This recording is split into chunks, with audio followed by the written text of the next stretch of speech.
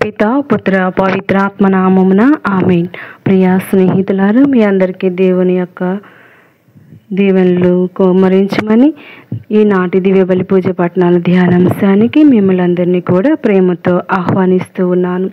మార్చి 17వ తారీఖు సోమవారం. ఈనాటి మొదటి పట్టణము దానియేలు గ్రంథం 9వ అధ్యాయం 4వ వచనం నుండి 10వ వచనం వరకు. సువార్త పట్టణం లూకా సువార్త 6వ అధ్యాయం 36వ వచనం నుండి 38వ వచనం వరకు. ఈనాటి సువార్త పట్టణాన్ని చదివి ధ్యానించుదాం. మీ తండ్రి వలె మీరును కనికరము కలవారై ఉండుడు. పరులను గురించి మీరు తీర్పు చేయకుడు, మిమ్ము గూర్చి తీర్పు చేయబడదు. పరులను ఖండింపకుడు, అప్పుడు మీరును ఖండింపబడరు.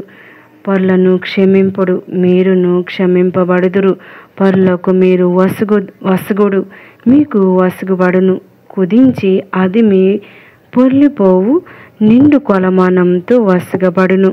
మీరు ఏ కొలతతో కొలుతురో ఆ కొలతతోనే మీకును కొలవబడును అని యేసు పలికెను. ఇది ప్రభువు వాక్కు. సర్వేశ్వరునికి వందనములు. ధ్యానాంశం: తీర్పు తీర్చుటకు నీవెవరు, నేనెవరు? నేటి మొదటి పట్టణం ద్వారా దేవుడు తాను చేసే నిబంధనను పాటించే దేవుడని సూచిస్తూ ఉంది. మానవులమైన మనం ఆడిన మాటను తప్పవచ్చును, కానీ తండ్రి అయిన దేవుడు మాత్రం ఎల్లప్పుడూ తాను మానవులతో చేసుకొని నా నిబంధనను గుర్తు చేసుకొనును. ఆదికాండంలో దేవుడు నోవాతో నిబంధనను చేసుకున్నాడు. మానవులందరూ నాశనమైన తరువాత ఇంకెప్పుడు మానవులను నాశనం చేయనని దేవుడు నోవాతో నిబంధన చేసుకున్నాడు.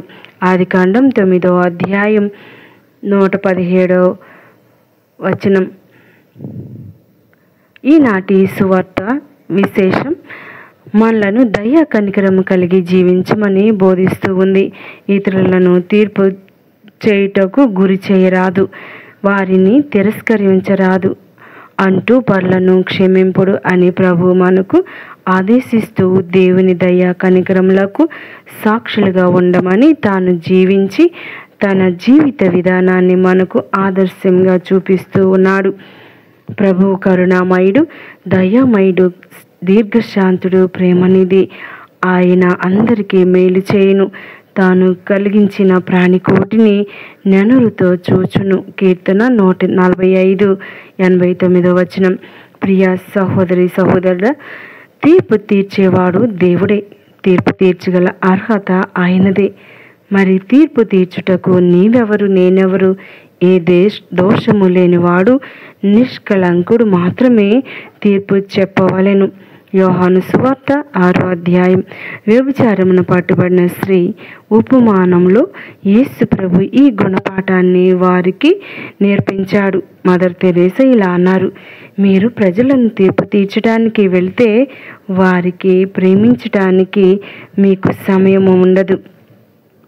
ఒకరికి తీర్పు చెబుతున్నాము అంటే దాని అంతరార్థం ఏమిటో తెలుసా?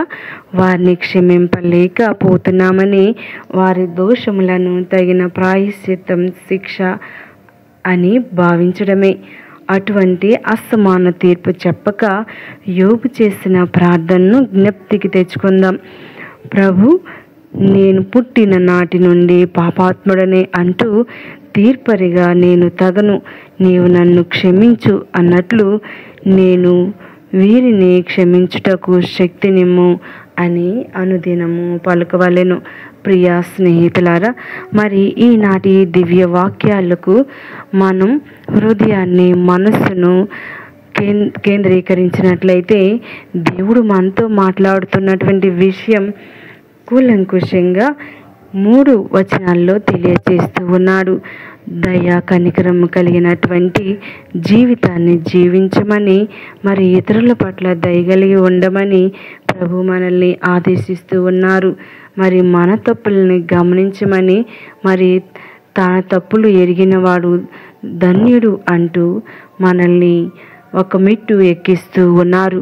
మరి తీర్పు చేయవద్దు అని కూడా మనల్ని ఖండిస్తూ ఉన్నారు. పరులను క్షమించండి. మరి ఇటువంటి గొప్ప గొప్ప వాక్యాలు వినటానికి చాలా ఆనందంగా సంతోషంగా ఉన్నప్పటికీ మనం అనుదిన జీవితంలో అనుసరించటానికి చాలా కష్టంగా అనిపిస్తుంది. కానీ ఎవరైతే దేవునితో ఉంటారో, ఎవరిని దేవుని హృదయంలో కేంద్రీకరించుకుంటారో, ఎవరైతే వాక్య పఠనం చేస్తారో, వాక్యాన్ని ధ్యానిస్తారో, వాక్యాన్ని జీవిస్తారో వారికి అన్నీ సాధ్యం.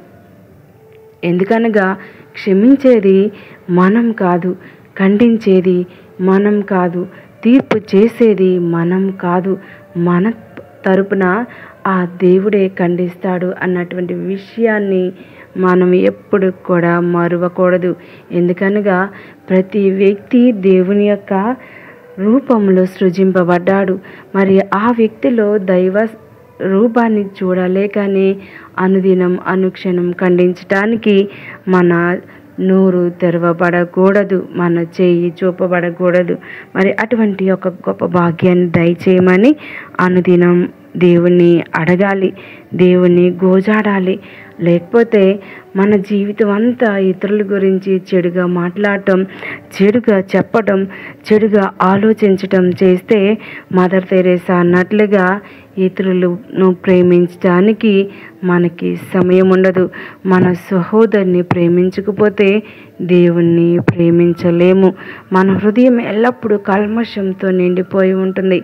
మరి ఎప్పుడైతే కల్మషం ఉందో మన హృదయం దుర్గంధంలో ఉందని మనం జ్ఞాపకం చేసుకోవాలి.